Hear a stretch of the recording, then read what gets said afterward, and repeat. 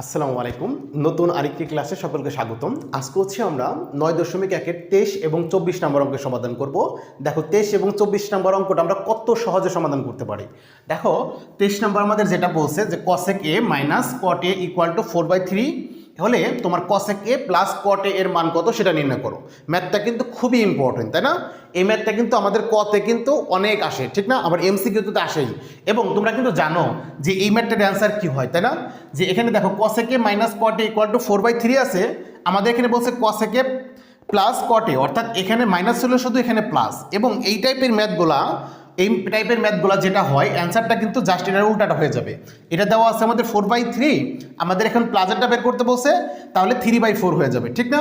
আবার যদি এখানে প্লাজের মানটা দেওয়া থাকতো, যদি মাইনাসেরটা বের করতে বলতো, তাহলে জাস্ট এটার উল্টাটা হয়ে যেত, অর্থাৎ 3টা উপরে চলে যেত, 4টা নিচে চলে আসতো। এটা কিন্তু আমাদের এমসিকিউ ট্রিক্স, ঠিক না? কিন্তু আমাদের তো কত যখন আসবে আমরা তো সরাসরি অ্যান্সার লিখে দিলে হবে না, ঠিক না? আমাদের একটু প্রসেস মতো করতে হবে। তাহলে দেখো আমরা কিভাবে করব। তাহলে সর্বপ্রথম 23 নম্বরে আমরা কি করব, যে দেওয়া আছে আমাদের, যেটা দেওয়া আছে সেটা আমরা লিখব। যে দেওয়া আছে আমাদের কি দেওয়া ছিল, দেখো আমাদের দেওয়া ছিল হচ্ছে যেটা, যে cosec a minus cot a equal to 4/3, এটা আমাদের দেওয়া ছিল, ঠিক না? এখান থেকে আমাদের এটার মান বের করতে বলছি। এরপর আমরা জানি, আমরা লিখবো একটা সূত্র জানি, আমরা এই cosec-এর সাথে cot-এর সাথে একটা আমাদের ফর্মুলা আছে, সেই ফর্মুলাটা অ্যাপ্লাই করবো। তাহলে আমরা জানি, লিখবো যে আমরা জানি, তোমরা বলো তো এটার কি কি মানে এটার জন্য আমাদের স্কোয়ারের একটা ফর্মুলা আছে, সেটা কি? কে কে বলতে পারো একটু কমেন্টে লেখো দেখি, হ্যাঁ? আর যারা না পারো আমি বলে দিচ্ছি, যে আমরা জানি তোমার আছে cosec স্কোয়ার a মাইনাস তোমার cot স্কোয়ার a সমান সমান 1, এটা আমাদের ফর্মুলা, ঠিক আছে? এটা একটু মনে রাখবা। আরেকটা ফর্মুলা আছে এরকম, ওটা হলো sec square a minus tan square a সমান সমান 1, ঠিক আছে? এই দুইটা ফর্মুলা কিন্তু আমাদের মনে রাখতে হবে। তো আমরা এটা লিখে ফেললাম। এখন দেখো এখানে কিন্তু a স্কোয়ার মাইনাস b স্কোয়ারের মতো দেখা যাচ্ছে, তাই না? যেখানে a হচ্ছে আমাদের cosec a আর b হচ্ছে আমাদের cot a। তাহলে আমরা এই সূত্রটা অ্যাপ্লাই করে ফেলি, যে a square minus b square, তাহলে a plus b into a minus b আমরা জানি। তো a হচ্ছে আমাদের cosec a, তাহলে a প্লাস b হচ্ছে আমাদের cot a, তাহলে আমরা a প্লাস b করে ফেললাম ইন্টু a মাইনাস b। দেখো a হচ্ছে আমাদের তাহলে কি cosec a মাইনাস b হচ্ছে আমাদের cot a। তাহলে আমরা সূত্র লিখে ফেললাম যে a plus b into a minus b সমান সমান কত আমাদের 1। এখন দেখো আমাদের হচ্ছে এই যে এই প্লাসের মানটা বের করতে বলছে, তাহলে এটা তো আর পরিবর্তন করবো না, ঠিক না? তাহলে এখানে যা ছিল আমরা তাই লিখি, যে cosec a প্লাস তোমার cot a ইন্টু, দেখো আমাদের এই মানটা আমাদের কোশ্চেনে দেওয়া ছিল যে 4/3, তাহলে এটার পরিবর্তে আমরা বসাবো 4/3 সমান সমান 1। এখন আমরা কি করতে পারি, দেখো আমাদের এই মানটা তো বের করতে হবে, তাহলে এটা তো আর পরিবর্তন করাই যাবে না, এটা তো এরকমই থাকবে। থাকলো এখানে দেখো এটার সাথে কিন্তু এটা যেহেতু আমাদের গুণ আকারে ছিল, ঠিক না? এই পুরাটার সাথে এটা গুণ আকারে, আর ডান পাশে আমাদের একটা সংখ্যা আছে 1। তো আমরা জানি এই 1-এর নিচে, মানে প্রত্যেকটা সংখ্যার নিচে একটা মনে মনে একটা 1 থাকে, ঠিক না? তাহলে এটার সাথে যেহেতু এটা গুণ আকার আছে, ভালো, এটা তো আমাদের মান বের করতে বলছে, এটার পরিবর্তন করবো না, থাকুক। এখন এইটুকুর মধ্যে আমরা কি করতে পারি, আড়াআড়ি গুণ করতে পারি, তাই না? যে এই 3-র সাথে আমরা 1 গুণ করতে পারি, আর 4-এর সাথে এই নিচের 1 গুণ করতে পারি।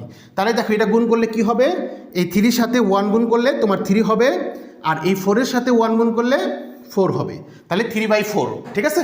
দেখো আমাদের cosec a plus cot a সমান সমান 3/4, তাহলে এটাই কিন্তু আমাদের বের করতে বলছিল, ঠিক না?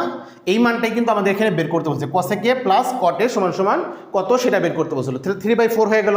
তাহলে আমরা সুতরাং লিখে দিতে পারি, সুতরাং তোমার cosec a তোমার plus cot a equal to 3/4, এটা হচ্ছে আমাদের অ্যান্সার। দেখো কত সিম্পল ওয়েতে আমরা এটা করতে পারি। তাহলে এমসিকিউতে যখন আসবে, এখানে মাইনাসেরটা যেটা দেওয়া থাকবে, প্লাসেরটা যদি বের করতে বলে জাস্ট এটা উল্টে দিবা, অর্থাৎ 4/3 ছিল, আমাদের অ্যান্সার কত হয়েছে 3/4, ওকে? আবার এখানে প্লাসেরটাও দেওয়া থাকতে পারতো, তখন তোমাকে মাইনাসেরটা বের করতে বলবে, সেমভাবে একই, জাস্ট এটা উল্টে দিবা, ওকে? এই হচ্ছে আমাদের 23 নম্বর অঙ্কের সমাধান। তো আমরা এখন 24 নম্বর অঙ্কেটা একটু দ্রুত সমাধান করে ফেলি, হ্যাঁ? তার আগে এটা আমরা একটু মুছে দিই, দেখো এটা একটু মুছে দেই দ্রুত। 24 নম্বর অঙ্কটাও আমাদের খুবই ইম্পর্টেন্ট।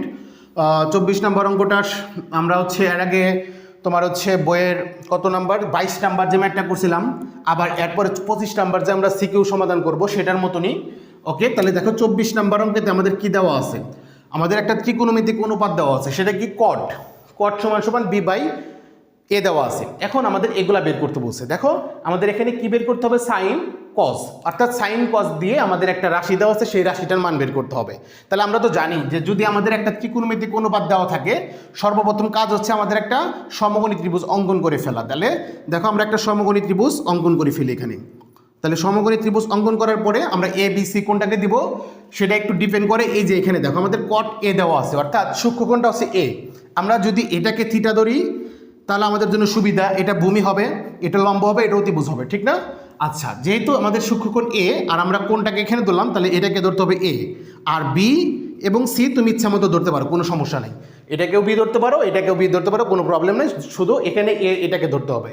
আবার তুমি এটাকেও ধরতে পারতা, এটাকে ধরলে কি হইতো, আমাদের ভূমিটা হয়তো এটা, লম্ব হয়তো এটা, অতিভুজ, তাহলে ওটা হয়ে যেত না? হ্যাঁ, এজন্য আমরা এটাকে এ ধরলাম আর এটাকে থিটা ধরলাম। ওকে, যেখানে থিটা ধরতে হবে সেখানে এ হবে আর কি, মূল কথা। ওকে, আচ্ছা, তাহলে দেখো আমরা এখন এখান থেকে এই মানগুলো এখানে বসিয়ে ফেলি, যে কট সমান সমান বি বাই 4, অর্থাৎ আমরা কট সমান সমান জানি কি, ভূমি বাই লম্ব, তাই না? ট্যান সমান সমান লম্ব বাই ভূমি, আর কট তার বিপরীত, অর্থাৎ ভূমি বাই লম্ব। তাহলে দেখো বিটা হচ্ছে আমাদের ভূমি, এটা হচ্ছে লম্ব, তাহলে এখানে বি হবে আর লম্বর জায়গায় এ হবে। তাহলে দেখো আমরা এই সমকোণী ত্রিভুজের দুইটা মান পেয়ে গেলাম। এখন আমাদের কি লাগবে, এই যে এই মানটা লাগবে, আর এটা আমরা বুঝতে পারতেছি এটা হলো অতিভুজ, ঠিক না? এই অতিভুজের মানটা লাগবে। তাহলে আমরা এখন 24 নম্বরে তাহলে লিখি যে তোমার হচ্ছে দেওয়া ছিল যেটা, সেটাকে লিখি যে দেওয়া আছে আমাদের কট এ সমান সমান বি বাই এ। ওকে, এটা আমাদের দেওয়া ছিল। এরপর আমরা লিখতে পারবো এ বি সি সমকোণী ত্রিভুজে, এ বি সি সমকোণী ত্রিভুজে পিথাগোরাস থেকে আমাদের যেহেতু এই মানটা জানা নাই, এটা বের করে নিতে হবে। সমকোণী ত্রিভুজে যে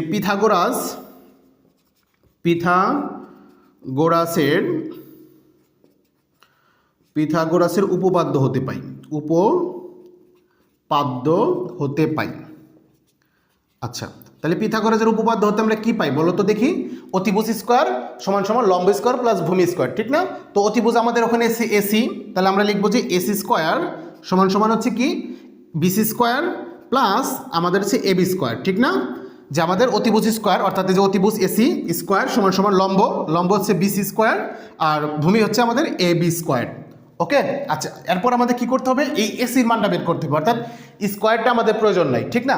তাহলে আমরা স্কোয়ারকে সরিয়ে দিব, তাহলে এসিটা প্রয়োজন। দেখো স্কোয়ারকে সরিয়ে দিলে আমরা জানি ডান পাশে একটা রুট ওভার দিতে হয়, তাই না?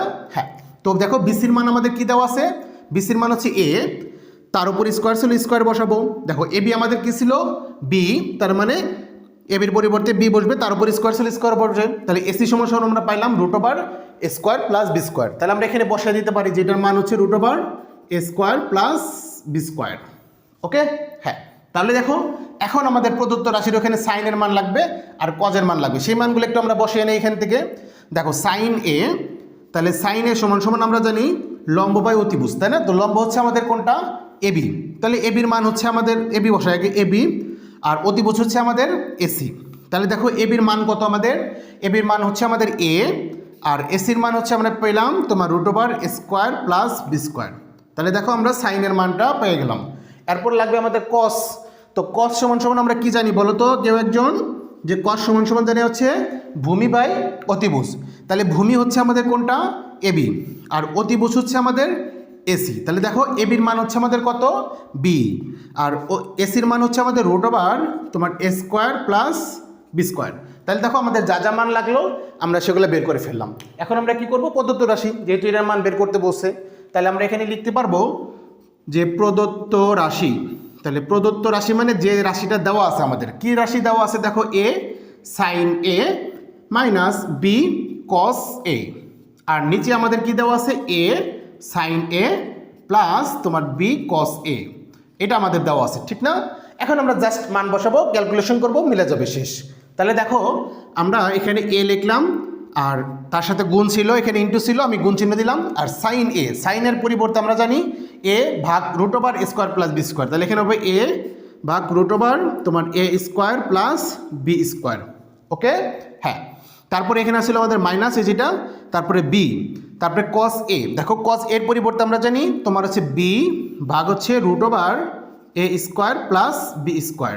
আমাদের নিচে একটা ভাগ ছিল বড় এই যেটা, তারপর নিচে আবার এই সেম জিনিসগুলোই বসাবো, শুধু খালি এখানে মাইনাস ছিল এখানে প্লাস দেবো, ঠিক না? হ্যাঁ, আমি তাহলে কপি করে ফেলি দ্রুত, যে আমাদের যা যা ছিল আমরা ওইটাই দেখে দেখে তুলে ফেলতেছি। হ্যাঁ, এখানে যা ছিল তাই, এখানে মাইনাস ছিল মানে এখানে প্লাস ছিল আমরা প্লাস দিলাম, আর এখানে বি ইন্টু বি ভাগ হচ্ছে root over a square plus B square. তাহলে যা যা ছিল আমরা দেখে দেখে কপি করে ফেললাম। ওকে, আচ্ছা, এরপর দেখো আমরা জানি যে এটার সাথে এটা গুণাকার আছে, অর্থাৎ এইটার নিচে মনে মনে মানে কোনো একটা সংখ্যার নিচে মনে মনে 1 থাকে, তাহলে এটার নিচে একটা মনে মনে 1 আছে। তো পাশাপাশি যদি ভগ্নাংশ থাকে তাহলে তাদের গুণের বেলায় উপরেরটার সাথে উপরেরটা গুণ হয়, নিচেরটার সাথে নিচেরটা গুণ হয়, ঠিক না? তাহলে দেখো এর সাথে যদি এ গুণ করে আমরা কি পাবো?